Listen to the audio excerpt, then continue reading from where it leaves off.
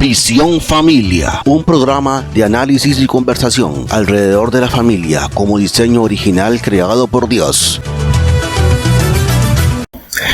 Muy buenas a todos, que Dios les bendiga de manera muy especial. Seguimos celebrando una semana más la victoria que hemos tenido aquí en Panamá. No nos cansamos de decir que estamos sumamente agradecidos con Dios porque ha sido Él quien nos ha concedido esta victoria. Esto no tiene otro nombre más que la mano de Dios interviniendo en favor de nosotros, y hoy tenemos el privilegio de contar con un personaje del cual pues su nación básicamente hemos hablado mucho, pero que hoy, gracias al Señor, le vamos a tener aquí con nosotros en Visión Familia. Estamos hablando de un español y su nombre es Luis Panduro Ferreira, y nos complace hoy al acompañarnos y explicarnos un poco, aunque el tiempo no nos dé para que conversemos de todo, pero vamos por lo menos a hablar de puntos medulares de lo que está sucediendo en España,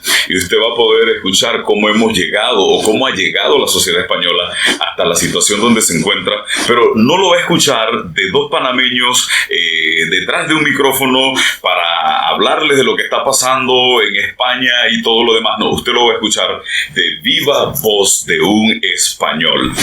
Y hoy tenemos con nosotros, como les decía, al pastor Luis Panduro Ferreira. Pues usted lo habrá escuchado, es pastor de la Iglesia Evangélica Fuente de Agua Viva en Pinto, Madrid, suscrito a FEREDE y al Ministerio de Justicia, y es coordinador de programación de Dinamis Radio Madrid, en España, obviamente, desde hace 10 años, y director del programa Del Pulso de la Vida, que se emite de lunes a viernes de 8 a 10:55 en esta casa. Tiene estudios de ciencias de la comunicación, en este caso en la Universidad San Martín de Porres en Perú. Y hoy nosotros queremos darle la bienvenida a Visión Familia a tremendo personaje. Muy bienvenido, Pastor Luis. Muchísimas gracias, querido Richard Mayorga, y también al pastor Ricardo. Un verdadero placer tener esta oportunidad de estar con ustedes. Sinceramente, muy agradecido por esa presentación. Casi estuve a punto de preguntar quién es el personaje. Pero un placer estar con ustedes. Mi acento evidentemente me delata de que no soy de origen español. Llevo viviendo 30 años aquí en España y mis hijos ya han nacido aquí, así que soy de adopción, o sea, me siento adoptado por esta tierra, es mi tierra. Lo siento por mis paisanos peruanos, porque yo soy de origen peruano, pero mi lugar de destino es el que define, al fin y al cabo, también la nacionalidad que tengo, ¿no? Recuerdo bromeando con algunos hermanos en los diferentes medios de comunicación de FEREDE, de la Federación de Entidades Religiosas Evangélicas. Les decía, lo lamento por ustedes, pero mis huesos se enterrarán aquí en esta nación. Así que todos se reían, ¿no? Bueno, es el sentir, la preocupación también, evidentemente, por los tiempos que corren, y que evidentemente no nos podemos quedar en ese sentido inmóviles ni callados, ¿no? Y máxime cuando tenemos ese privilegio de poder estar en los medios de comunicación y poder en alguna medida también expresar lo que consideramos la verdad. Por otro lado, agradecerles por ese lindo trabajo de difundir lo que está ocurriendo realmente aquí en España, allí a la sociedad panameña. Y así que muy agradecido, desde luego me siento muy honrado por estar con ustedes en esta tarde para nosotros, mañana para ustedes. Así es. Claro que sí. Bueno, y acá está como escudero ese compañero que digo que conozco desde que nací. En este caso mi papá, hemos sido compañeros de batalla durante todo este peregrinar a lo largo de estos años que hemos estado difundiendo este contenido, y él va a estar con nosotros acá con alguna participación de igual forma. Así es, primeramente agradeciendo, pastora, dándole la bienvenida al pueblo panameño, aquí a nuestra nación. Es usted muy bienvenido, y queremos también agradecer a la licenciada María Olimpia de Ovaldía, quien fue el enlace para que pudiéramos contactarnos con usted ahora en esta gira que ella tuvo allá en España. y esto desde allá nos ayudó para hacer este enlace, así que agradecemos a la licenciada por esto, que creemos que es de mucho beneficio para nuestro pueblo panameño, por cuanto hoy vamos a tener aquí a quien nos va a hablar de lo que está sucediendo allá y del por qué nosotros debemos tomar mucho cuidado con lo que está sucediendo. Efectivamente. Pues no, la licenciada en ese sentido fue una verdadera alegría conocerle. Aquí fue fruto de esa interrelación que hoy estamos juntos. Estuvimos a punto de ficharla, pero me dijo: yo soy del Real Madrid y nosotros somos del Barça, así que no pudimos poner de acuerdo, y evidentemente por eso no la fichamos. Pero sinceramente mi saludo muy especial a la licenciada, una persona de mucha importancia, ¿no? Así que felicidades. Claro que sí. Vayamos nosotros ahora a entrar con las preguntas. Pastor Luis, en algún momento tendré que llamarlo, como llamaríamos aquí en Panamá, Manonucho. Ok, Pastor Luis. Muy bien. Háblenos de quién es usted en relación con ese trabajo como Profamilia y del movimiento que usted representa.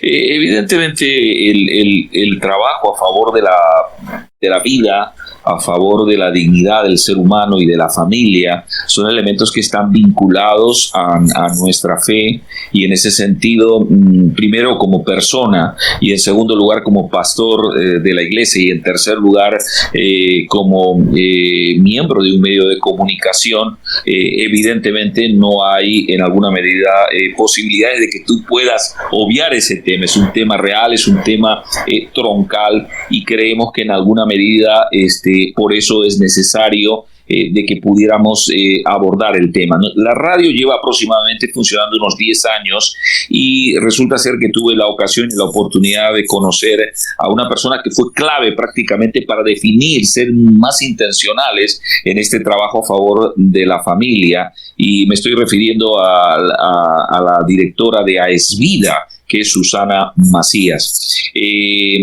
Como nosotros estábamos trabajando y dando oportunidad para que haya una plataforma y que pudiera trabajar en este sentido, este ministerio que estaba trabajando a favor de restaurar la salud emocional, espiritual de las personas que habían sido víctimas del aborto, le dije: ¿por qué no hacemos un programa? Y fue un programa muy bonito, porque esta realidad enfrentaba no solamente, digamos, a un colectivo como el nuestro, el colectivo evangélico, estoy refiriéndome, sino que también evidentemente correspondía al colectivo católico y otros colectivos que probablemente no tienen una confesión de fe, pero que realmente están vinculados a este tema. Así que tuvimos la oportunidad hace aproximadamente unos 10 años, porque fue prácticamente en el arranque casi de la radio, de invitar a sacerdotes, a, digamos, gente muy especializada en bioética, tanto de nuestro colectivo como también de parte de la iglesia, e hicimos ese primer programa.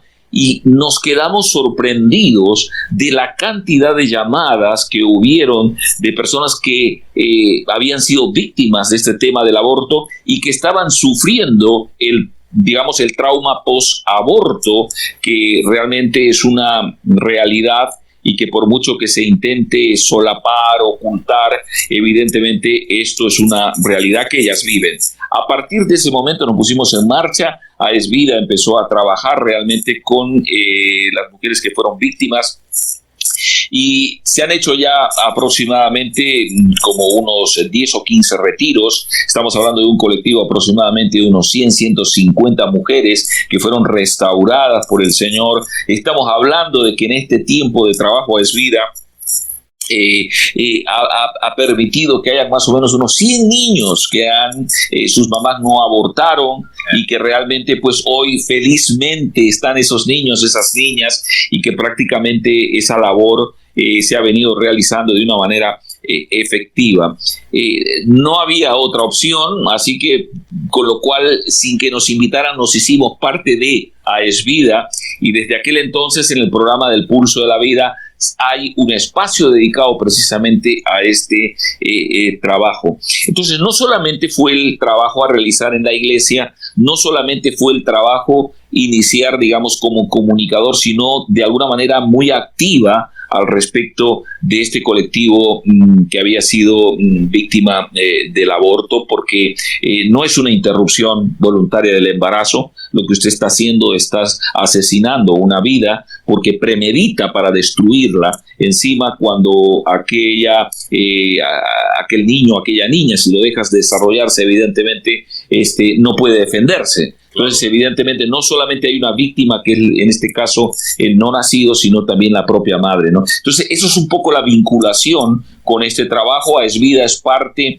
de las organizaciones pro vida aquí, y hay que destacar en este sentido un detalle, que es una de las primeras organizaciones evangélicas que comenzó a trabajar en esta área, y nosotros pues somos parte de ese colectivo, ¿no? Importante. Precisamente llegando al tema del aborto, quisiera preguntarle qué está pasando ahora mismo, y usted nos daba una pincelada en España con relación al aborto, la autodeterminación en la niñez y la ideología de género en este caso, y hasta qué extremos llegan estas prácticas o pueden llegar en cuanto al libertinaje se refiere y el daño que causan a la niñez.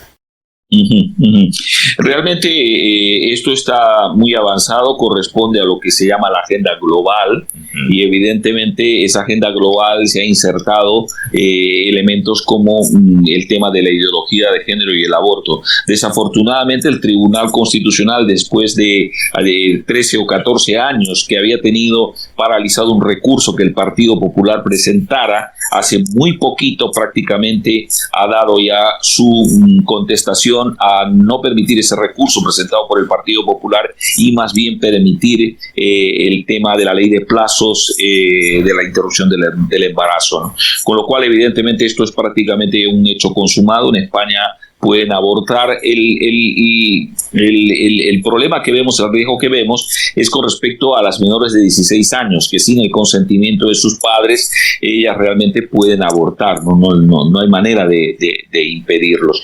Y que en alguna medida lo contradictorio de este hecho es que a los 16 años, para que puedan ir desde sus instituciones educativas a la visita a un museo, tienen que autorizarle el papá y la mamá para que puedan ir, pero para abortar no. O sea, con lo cual realmente vemos las contradicciones y los serios problemas que acarrean, sobre todo sobre las adolescentes, ya que una partida de esos 90,000 y pico de abortos que ha habido el año pasado, que está habiendo siempre cada año 90,000, 100,000 abortos por año, y es interesante porque eso está generando un problema serio en nuestra ecología demográfica.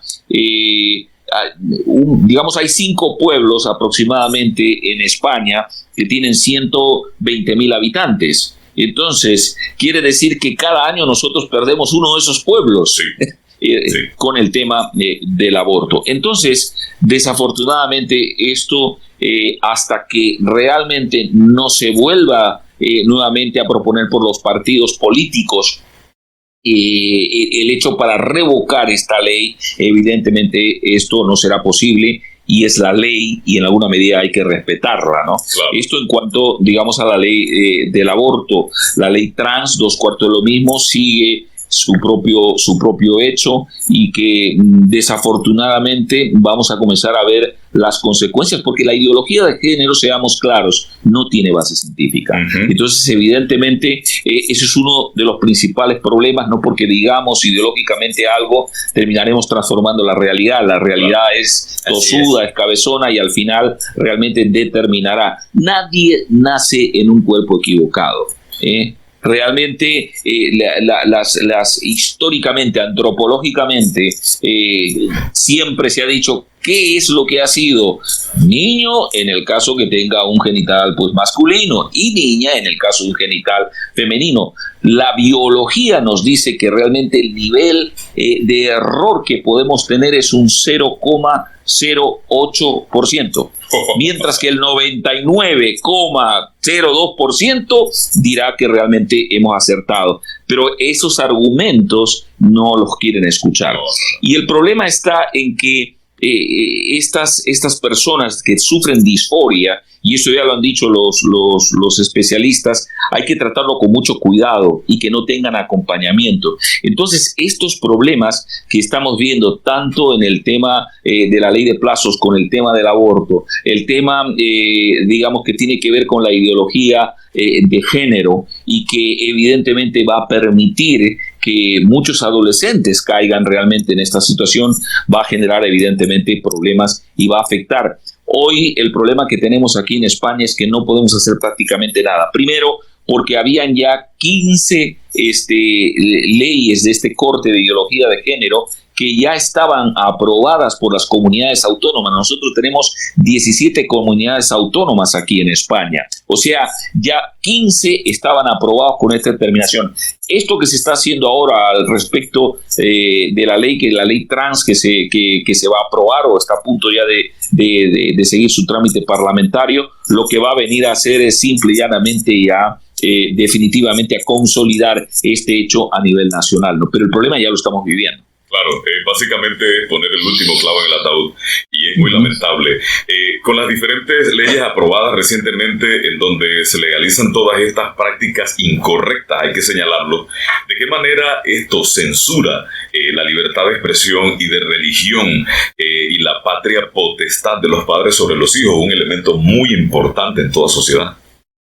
Esto realmente está en marcha ahora mismo, porque todo esto es reciente, alguna de ellas se está aprobando, inclusive, digamos, algunas todavía no han sido publicadas, otras están todavía en proceso, pero en breve todo esto se ha de, digamos, consolidar desde el punto de vista legal. De momento, no ha habido, digamos, una acción en contra de la expresión, de la libertad de expresión, pero no sabemos realmente hasta dónde vaya, porque hasta qué punto nos van a permitir decir que nosotros los varones somos varones y las mujeres son mujeres, porque ellos tienen una cantidad, digamos, considerable de variedades y posibilidades en cuanto al género, que el género no es un constructo, que el género es una determinación biológica, y que realmente los seres humanos o somos varones o somos mujeres. Es más, no somos varones o somos mujeres por solamente el aspecto genital, sino que cada uno de nuestros 3.000 o 4.000 billones de células en cada núcleo tiene prácticamente los cromosomas que indican que verdaderamente es varón o es mujer, y aunque ellos inclusive, porque hoy ya está circulando la idea que van a cambiar las letras, ¿no? El XY, el XX, como si se tratara solamente de cambiar un par de letras, ¿no? Lo que tendremos en 2000 años, si realmente se descubre el cadáver de una señora, lo que ocurrirá es de que evidentemente esa señora, si se ha hormonado, será una señora muy hormonada, pero nada más seguirá siendo una mujer o un varón, ¿no? Efectivamente. Claro, al final hasta en la biología quieren meterse tratando de manipular absolutamente todo. Nosotros tenemos conocimiento, bueno, básicamente que en la práctica ahorita mismo la censura en España está siendo bastante escondida, eliminando cuentas de Twitter y todo lo demás, pero ustedes por lo menos todavía en la radio gozan de algo de libertad en ese sentido. Y nosotros tenemos conocimiento del famoso Ministerio de Igualdad que lidera la señora Irene Montero, conocida cariñosamente en España como Irene Mentira, que tiene una cartera ahorita mismo de más de 20.000 millones de euros para un plan estratégico de igualdad por 4 años. Ahora, viendo todo esto, yo le quiero preguntar, ¿este feminismo de España realmente defiende a la mujer legalizando la libertad del aborto, por ejemplo, sin consultar ni rendir cuentas a nadie, permitiendo que hombres que se autoperciben mujeres entren dentro de los roles de las mujeres y las desplacen? Y ya podemos señalar el concurso de Miss Universo, por ejemplo. El feminismo realmente está dividido aquí en España, no hay un feminismo unificado, porque hay diferentes sensibilidades que están realmente enfrentadas. Entonces, un feminismo histórico, por ejemplo, que ese feminismo en alguna medida está siendo impulsado por organizaciones inclusive que tienen que ver con las entidades evangélicas que están apoyando. No nos olvidemos que aquel movimiento que propusieron a esas mujeres en el año de 1800 y pico en Seneca Falls, allí en los Estados Unidos, fue el primer movimiento y el primer grito espíritu reivindicativo de las mujeres, y eran evangélicas aquellas mujeres que realmente estaban en ese sentido pues reclamando ese derecho, y no solamente el de ellos, sino también inclusive de los otros colectivos excluidos de la sociedad como los negros, por ejemplo. Entonces, ese feminismo histórico en alguna medida ha reivindicado esta acción y está, digamos, luchando para que también ese feminismo sea reconocido. Hay otros que no tienen que ver con el ámbito evangélico, pero que realmente no se identifican con ese feminismo que está representado por la izquierda. Inclusive en este Día de la Mujer, que se va a plantear el día miércoles 8, que hay las manifestaciones, van a haber varias manifestaciones. Con lo cual, evidentemente, lo primero que tenemos que hacer es decir, el feminismo no está unificado. Aparte de eso, hay diferentes visiones del feminismo. El feminismo radical, que es como le suelen llamar, que es este feminismo que está a favor de la ideología de género y de todas estas cuestiones de políticas, digamos, del pensamiento globalista, evidentemente es el más recalcitrante y es el que está a favor y defiende estas banderas, mientras que los otros mantienen otras posturas en torno realmente a esta cuestión del feminismo.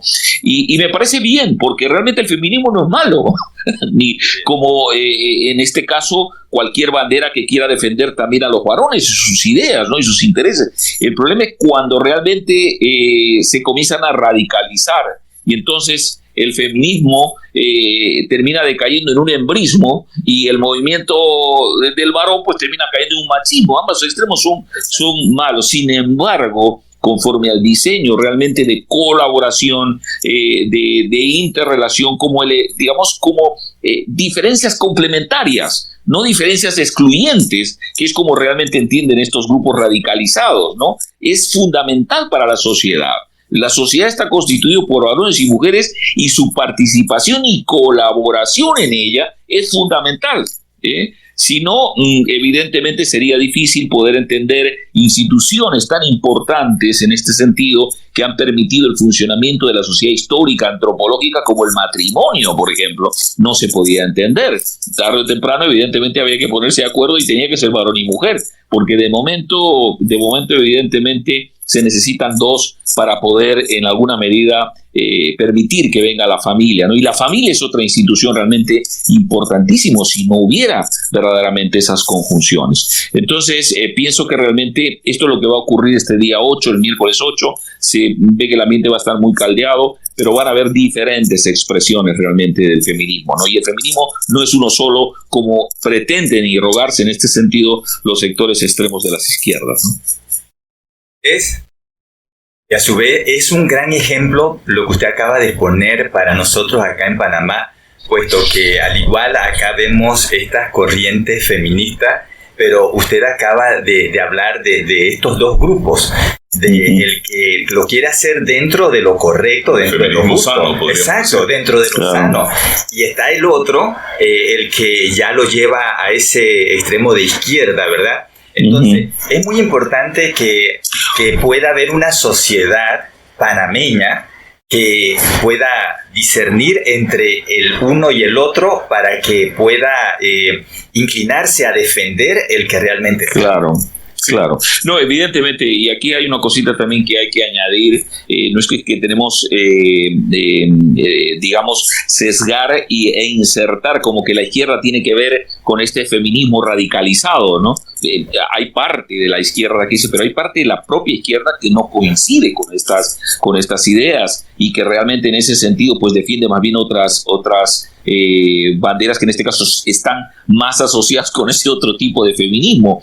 Hay gente trans que realmente, viendo lo visto que ha vivido, sinceramente no apoya estas cuestiones y están evidentemente vinculados al otro sector. Aquí hay un partido, por ejemplo, que es el caso de Vox, que uno de sus exponentes precisamente en este partido con relación a oponerse a esta ley trans es una persona trans, porque se ha dado cuenta de los efectos que realmente ha producido y ella ha decidido trabajar activamente para que realmente esto no ocurra, ¿no? Entonces, es un poco más variopinto en alguna medida y no son solamente grupos. Entonces, por eso hay que saber un poco en medio de ellos sumar, ¿no? Para que las banderas con claridad puedan ser defendidas. Así que los de la izquierda que estén a favor de la vida y que realmente se postulen en esos principios que la ciencia avala de varón, mujer y que realmente hay un diseño para seguir funcionando en la sociedad, evidentemente son bienvenidos, ¿no? Okay. No estamos discriminando a nadie. Claro, y entonces muy importante también este otro punto. Usted habla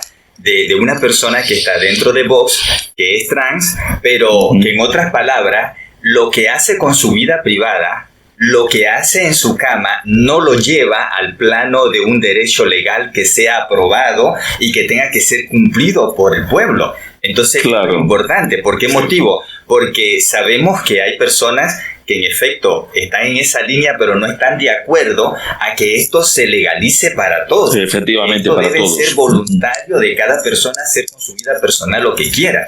Y estos son puntos que tenemos que resaltar. Claro, y yo creo que al final esto de las izquierdas con el feminismo radical, más que nada, es una izquierda enmascarada que ha sido secuestrada por el globalismo, que se hace llamar izquierda, pero que realmente responde a la agenda globalista y nada más. Al final tenemos un feminismo, como decía hace un momento, un feminismo sano, que es el feminismo de primera ola, pero luego tenemos el feminismo radical, que odia al macho, presuntamente, y define machismo en cada esquina y cada cosa que ve, hasta llamar a los gallos violadores, por ejemplo, no sé, por el hecho del tema que hay ahí, ¿no? Pero al final quisiera por lo menos que usted nos dé un pantallazo, porque esta España que usted nos plantea hoy es realmente una herencia de sus antepasados, o sencillamente es el resultado de una deconstrucción y adoctrinamiento ideológico, porque parece que se nos vende acá a nuestra zona de que España, por sus penas corre el que España tiene que ser gay, transexual, feminista, radical y todo lo demás, pero realmente eso es así, es una herencia de los abuelos, de los antepasados, o esto se implanta recientemente. No, ni mucho menos. Pienso que esto es más bien, digamos, un trabajo de bases que han venido haciendo estos colectivos. Hace poco han cumplido como 40 años de su lucha reivindicativa del colectivo LGTBI. Y, oiga, sinceramente, lo primero que tenemos que decir es que nosotros no estamos en contra de las personas, ni siquiera aún cuando tengan la orientación que tengan. El problema es cuando realmente comienzan a hacer un proselitismo y sesgan la realidad para intentar efectivamente imponer su historia. Lo que pasa es que eso sí hace la agenda globalista. Y en alguna medida fueron colectivos que probablemente socialmente no fueron muy bien aceptados. Y evidentemente hay que en ese sentido reconocer de que ha habido a veces cierta discriminación por el ser diferente, simple y llanamente en la sociedad. Entonces estos grupos han aprovechado todos estos recursos y realmente en alguna medida han comenzado poco a poco a implementar esta agenda globalista, porque la operativa es a nivel mundial. O sea, realmente en España estos grupos han logrado implementar, digamos, con mayor fuerza por el trabajo de bases que han venido realizando. Inclusive el movimiento LGTBI cada vez estaba trabajando para ser visible, es decir, visibilizar estas celebraciones del orgullo gay. La promocionaron por todos los lados, y estamos hablando no solamente de un enclave en este sentido que moviliza a ese colectivo, sino un núcleo que es el núcleo base, sino también un colectivo afín, que no tiene nada que ver con eso, pero que van a la fiesta y están allí en el disfrute, ¿no? Y estamos hablando de que dicen que en la Semana del Orgullo, aquí en Madrid, por ejemplo, se movilizaba 150 millones de euros, es decir, de todo el colectivo que había y tal. Claro, eso se comenzó a vincular a una cuestión económica, y los partidos políticos, al ver esa convocatoria masiva donde prácticamente en una celebración de este tipo de cosas, que muchos ni siquiera estábamos de acuerdo por esos espectáculos un poco tan bochornosos que veíamos a esos caballeros vestidos de unas maneras muy ligeras, en fin, que podíamos estar de acuerdo o no de acuerdo, pero desde luego yo creo que más de uno ha dicho, pero qué ridículo, así que con el perdón de ellos, ¿no? O sea, pues se sentirán muy bien. Entonces, pero sin embargo, esto los políticos han comenzado a ver, Y aquí los políticos han estado apoyando antes de la pandemia de todas las fuerzas políticas, porque habían representantes del Partido Popular, del Partido Socialista Obrero, de Ciudadanos, de diferentes partidos. Creo que los únicos que no les he visto son los de Vox, pues el resto estaban abanderando precisamente esas pancartas. Entonces, esto se ha venido tomando un poco a la ligera e intentando el clientelaje de votos de parte del partido, y esto se comenzó a formar con un ambiente aparentemente festivo, lúdico, pero que luego realmente está haciendo lo que está haciendo el cierrabolsas, ¿no? O sea, realmente está haciendo una definición en el tema de la sociedad. Pero nosotros estamos llegando tarde, ¿eh? Nosotros estamos llegando tarde porque estas políticas, por ejemplo, a través de las comunidades, ya se implementaron, se aprobaron, y las fuerzas al interior de las comunidades autónomas, que prácticamente estamos hablando de las fuerzas nacionales, pero que tienen representaciones en las comunidades autónomas, fueron las que aprobaron estos proyectos de ley, donde la educación prácticamente se convirtió esta ley como una ley transversal, es decir, que todo lo que es la currícula educativa, desde los primeros años hasta los últimos, realmente lo va a permear, y ya está funcionando eso. Habían problemas en los centros educativos porque los propios directores y el personal, en alguna medida que estaba trabajando en estos centros educativos, no sabían cómo implementar estas políticas, porque es sinceramente un problema serio que se ha generado, y esto continúa así. No es que se ha resuelto, eso está todo ahí medio rejuntado, digamos, pero no lo han llegado a aclarar, y está habiendo serios problemas, claro, con los niños, sobre todo con los niños, haciendo estas políticas que realmente pues no son adecuadas. Y yo pienso de que este problema no ha pasado, este problema está, y este problema todavía va a dar para mucho más, ¿no? O sea que entonces no es la España de antes, sino que ha pasado por ese proceso de mal transformación, de deformación. Sí, evidentemente. Y esto digamos, se ha en alguna medida caracterizado por un cambio de giro de la Europa, que ha comenzado a dejar los valores judeocristianos y realmente a comenzar a tener otros valores diferentes, ¿no? Y han sentido como una especie de despertar, a cambiar hacia otros modelos y otras experiencias, pero que evidentemente todo esto ha permitido que todo esto de la ideología también fuera realmente cada vez más implementándose, ¿no? Definitivamente Europa en ese sentido quiere una sociedad laica, y en ese tipo de modelo es donde se han venido todas estas cosas, ¿no? Claro, de alguna manera está el secuestro de todos estos movimientos, porque ahora para ser homosexual no, usted tiene que ser LGBTQ y todo lo que se les antoje, ¿no? Y al final ahí es donde vemos la acción de la agenda globalista secuestrando todo lo que esté a su alcance. Pero, Pastor Luis, ¿en qué cree usted que consiste la debilidad, vamos a hablar en este término, en el pueblo español para que hoy hayan llegado hasta estos extremos? ¿Qué considera usted que no hicieron bien, o qué es lo que dejaron de hacer? Yo pienso que ha habido en alguna medida una especie de pasividad también del pueblo, ¿eh? No te creas que es un pueblo muy movilizado, es un pueblo que no se mueve a veces ni para defender sus propios derechos de pensiones, no los tenemos a los jubilados que se están moviendo, pero porque no les queda más opción, pero no tienen mucho apoyo ni sostén de parte de la sociedad, porque cada uno está más preocupado en sus cosas. Y en este sentido, yo más que preocuparme por el pueblo español, yo realmente me preocupo por el colectivo evangélico, por el colectivo católico, que realmente hemos sido colectivos, digamos que no somos pocos aquí los evangélicos, se estima aproximadamente que hay 1 millón y pico, más otro medio millón probablemente de su entorno de influencia. Pero sin embargo estamos muy tranquilos, no estamos como que realmente sí, está todo mal, está escampado, mira cómo llueve afuera, ¿no? Pero realmente no estamos haciendo nada en concreto, no nos estamos movilizando. Yo no digo para hacer en este sentido una acción proselitista, sino para defender lo que creemos realmente, para que nuestros hijos mañana más tarde evidentemente encuentren una sociedad, digamos, en ese sentido diferente, o por lo menos que aquellos que nos correspondió este momento histórico hemos sido capaces de reivindicar lo que creemos.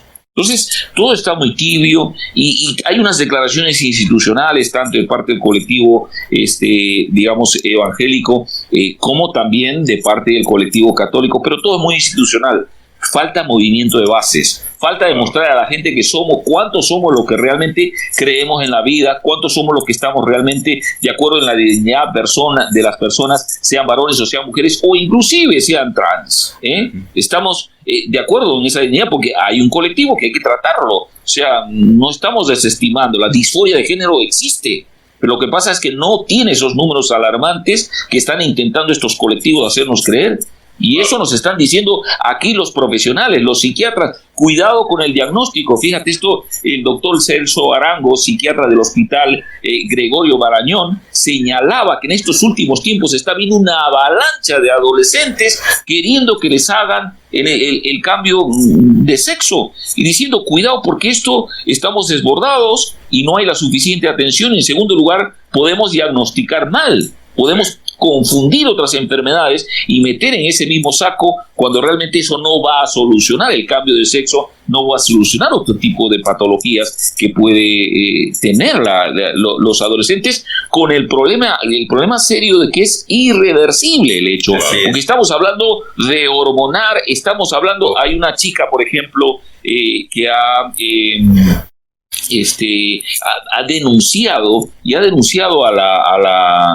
ha ocurrido en Galicia, que esta muchacha, no, estoy intentando ver, aquí tenemos, se llama Susana Domínguez. En el 2020, a los 21 años, volvió a ver al psicólogo que hace 6 años antes había dado luz verde a su tratamiento de cambio de sexo y había permitido que más tarde la sanidad pública le extirpara el útero. Quería explicarle que ambos habían cometido un error. Estaba convencida de que años atrás, en aquellas conversaciones, entre ellos, los dos se habían equivocado. El problema que esta muchacha tenía era un problema de depresión y trastorno esquizoide. Así es. Y su problema no se solucionó con esa intervención. Claro, ahora, ¿qué hace esta muchacha? Cuando realmente ya es irreversible su caso.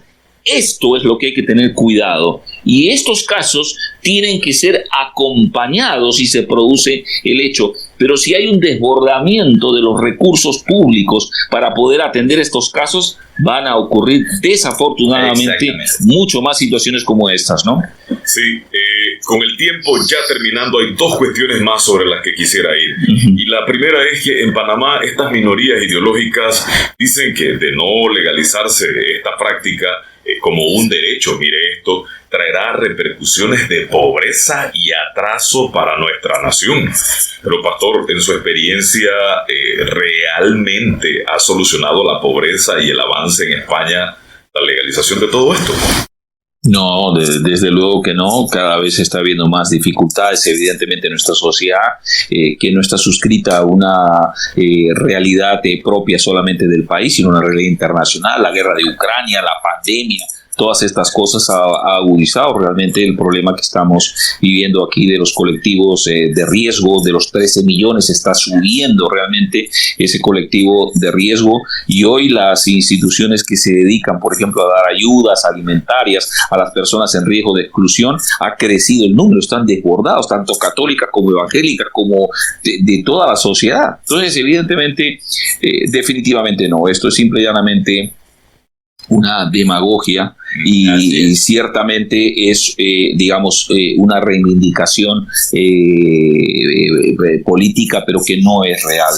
El problema de la solución de la pobreza y todo lo demás tiene que ver un poco con temas estructurales de políticas, no solamente públicas, sino también privadas, y ahí está realmente la situación. No es un problema de pensamiento, de cómo abordas ideológicamente algo, ¿no? Sino que hay una realidad económica, y aquí por lo menos no hemos visto esa ayuda. Una cosa que quiero señalar es: nosotros no estamos realmente en contra de las personas que tienen estos problemas de la disforia de género, tienen estas dificultades. Creemos que dentro de la iglesia también muy probablemente nos haga falta una mejor experiencia, cómo tratar a estas personas que evidentemente están sufriendo, y estamos llamados, porque ellos son nuestro prójimo, estamos llamados no a compartir su práctica, pero sin embargo sí su dolor, sus circunstancias, y ver cómo realmente podemos ayudarles. acciones, ¿no? Así que eso quería señalar, porque a veces piensan, no, están en contra de nosotros. No estamos en contra de ellos. Como seres humanos sabemos que tienen una dignidad y nosotros les respetamos, y probablemente podría decir inclusive con un mejor encuadre del abordaje que a veces ellos mismos lo tienen, ¿no? Así es. Muy bien, muchas gracias, Pastor, por todas esas explicaciones que usted nos ha dado, donde ha compartido esa experiencia de lo que se está viviendo allá en España, y dentro de lo cual yo quisiera resaltar algunos puntos en donde usted habló sobre un pueblo pasivo que de momento hay una pasividad un tanto generalizada, con falta de acción por parte de los diferentes movimientos pro vida, pro familia, entre los cuales incluso ha estado en la iglesia. Dicho esto, yo quisiera resaltar que a mí me llamó mucho la atención recientemente, donde hubo aquella alianza que se dio entre diferentes movimientos eclesiásticos, evangélicos, religiosos, como se llame, ¿verdad?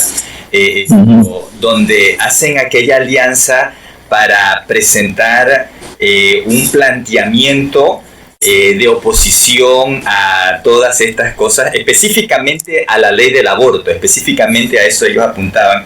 Pero lo que me llama la atención es que cuando los entrevistan después de la conferencia de prensa que tienen, donde ellos hacen su ponencia, cuando empiezan a entrevistarlos y le preguntan a ellos por las herramientas de acción, entonces por todos lados donde le preguntaban, ellos decían, bueno, todavía no hemos pensado en eso, tendríamos que reunirnos. O sea que definitivo, si nosotros solamente hacemos un movimiento para solo proyectar una imagen, pero donde no hay una base de un propósito de acciones, entonces nos vamos a encontrar que estas ideologías, que son una minoría, se van a hacer una mayoría, por el hecho de que falta esa acción por parte nuestra. Entonces, creo que es muy importantísimo el que nosotros acá en Panamá podamos tomar estas experiencias que nuestro pastor Luis Panduro Ferreira nos está compartiendo, para que nosotros veamos las fortalezas, las debilidades que tenemos hoy día acá, a la luz de esa situación que se está dando en España, con la finalidad de que no nos suceda a nosotros. El pastor habla de una situación que no es que fue una herencia de sus antepasados, sino producto de un fortalecimiento en los últimos años que se ha dado allí de estos movimientos, y sobre todo la falta de acción por parte de la sociedad. O sea que nos encontramos prácticamente, pudiéramos decirlo así, como con una sociedad española que solo está viendo lo que están haciendo una minoría de gobernantes y protestan, se molestan, etcétera, pero no pasa más de allí.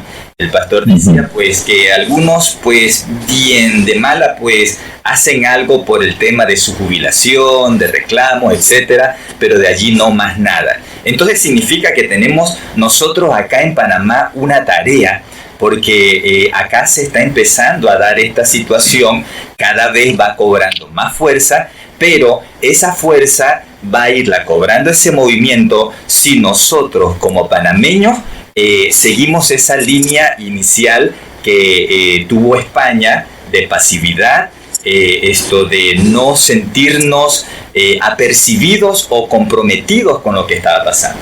Sin lugar a dudas, estos son colectivos muy movilizados, entonces tenemos que también en alguna medida ser un colectivo movilizado. Yo espero que realmente ese acuerdo que se ha llevado con las diferentes entidades religiosas, tanto de Freire como también la Comisión Episcopal de parte de los católicos, las iglesias ortodoxas y también en este sentido los musulmanes, verdaderamente esto llegue a algún tipo de acción. Esperamos, porque si no esto sería simple y llanamente papel mojado. Ahora hay que esperar a ver la reacción un poco de las bases, cómo se ha de canalizar estos asuntos, pero hace falta una acción de movilización en todo el colectivo, ¿no? Y qué capacidad tienen esas de convocatoria, esas fuerzas realmente, ¿no? Que se han presentado a firmar ese acuerdo. Pero es importante nosotros estamos frente a colectivos muy movilizados. A veces no son tan grandes como parecen, pero están muy bien movilizados y no paran nunca. Son colectivos muy instruidos, con muchos profesionales a nivel, desde el punto de vista del aparato del Estado, saben cómo moverse, cómo funcionar, y entonces evidentemente, aunque pareciera que no, pero realmente ellos están trabajando continuamente, no paran. Sin embargo, nosotros a veces nos damos el paréntesis del Kit Kat y nos ponemos a respirar, y cuando nos damos cuenta ya está todo hecho, como nos pasó a nosotros, ¿no? Wow, pastor, y una consulta más. ¿Cómo ve usted a los jóvenes, esa juventud española frente a esta situación? ¿Qué grado de compromiso usted les ve a ellos? Esa motivación de querer accionar, etcétera. Porque si en los adultos vemos lo que está pasando, ¿qué está pasando en nuestros jóvenes allá en España? Los jóvenes realmente no podemos hablar uniformemente de todos, ¿no? Porque afortunadamente todavía existe, digamos, una minoría que es una minoría estudiosa, que es una minoría que se preocupa por las cosas del país y que está funcionando, pero es una minoría ese grupo de los jóvenes y están activos, y parte de esa minoría de jóvenes activos pertenecen a las iglesias y a otros colectivos que están evidentemente concienciados con los problemas de la sociedad. Pero hay otra partida bastante grande de los jóvenes que lo único que les gusta es esa vieja cuestión de los fisiocratistas franceses, ¿no? Dejar hacer, dejar pasar, y mientras podamos realmente seguir viviendo, pues adelante, ¿no? Entonces, claro, pero evidentemente en cualquier momento este colectivo también puede ser susceptible de ser, digamos, influido por ese otro colectivo. No nos olvidemos que no son las grandes mayorías los que al final consiguen los movimientos, son pequeños grupos, la propia naturaleza, así, esa gran manifestación de luciérnagas en las noches de primavera, donde los machos atraen a las hembras, no son todos los miles que hay allí, sino son pequeños grupos que deciden ponerse de acuerdo, los que al final movilizan las grandes mayorías, como lo que ocurre, por supuesto, en los partidos de fútbol, donde como el Real Madrid y el Barcelona concentran, y son unos pocos los que están manteniendo de una manera latente, y en un momento se suman las grandes mayorías a estar haciendo la barra por los partidos, ¿no? Así que mientras tengamos jóvenes, mientras tengamos núcleos de gente en ese sentido comprometida y consciente, yo creo que los jóvenes pueden significar un colectivo, y de hecho lo son, un colectivo en valor, ¿no? Ok, perfecto, muchísimas gracias. Yo creo que la tarea aquí en Panamá ya lo ha señalado el pastor. Nosotros tenemos una ventaja. Lo que no podemos hacer es, como decimos aquí, dormirnos en los laureles. Eso. En cuanto pestañemos un poco, agarremos el momento del Kit Kat, como decía el pastor, vamos a despertar en una realidad que va a ser prácticamente irreversible, y aquí todavía tenemos una gran oportunidad, no la podemos desaprovechar. Efectivamente. Pastor, ¿qué le diría usted a nuestros padres panameños ahora como familia? ¿Qué le diría usted a nuestros padres panameños sobre el trabajo que hay que hacer en cuanto a esta situación, basado en la experiencia de ustedes en España?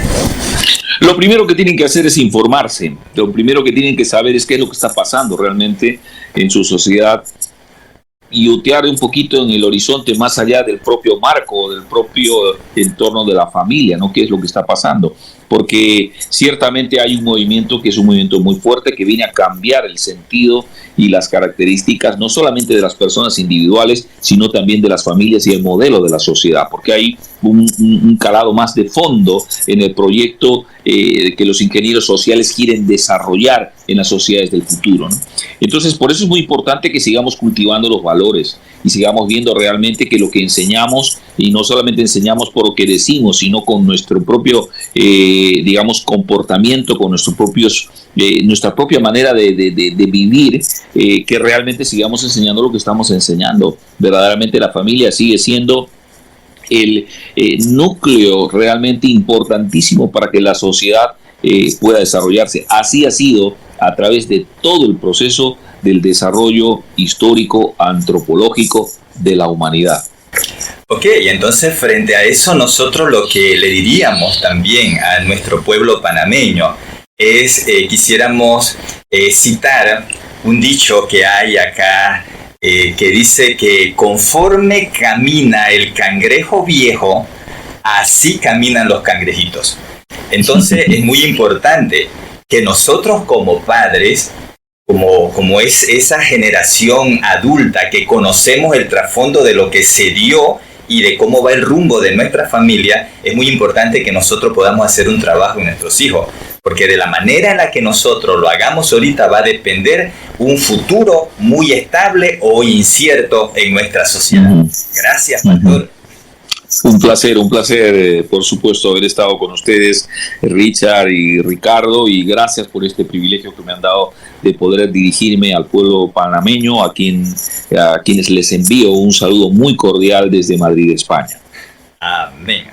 Y bueno, en un minuto, pastor, un mensaje final para el pueblo panameño, a nuestros gobernantes, a los grupos pro familia, sociedad civil e iglesia, que no vive esta realidad tan difícil ahora mismo que tiene España, pero no queremos llegar a esa misma condición.